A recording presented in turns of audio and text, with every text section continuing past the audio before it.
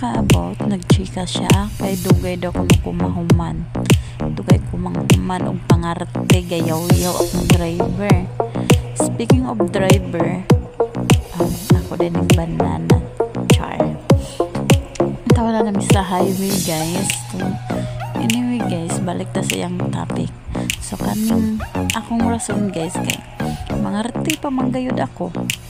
Mangilay pa ko, nus-nus patas tong naw, tapos mang lipstick. Okay na, di ba girls? Eto ina, hindi mo mangarte. So nandamay pa ko. Hihi. So na namin sa may grotto guys.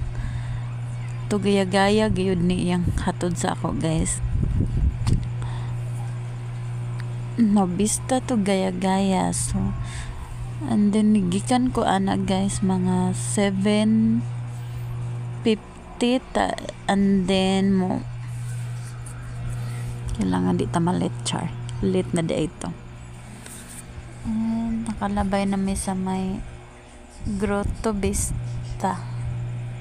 And nihapit di ko kadali dihag karinderya guys. Nihapit ni palit kog sudan kay pamahaw.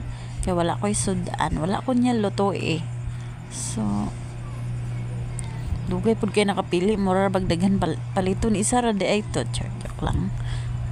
So bye. Salamat Tindara.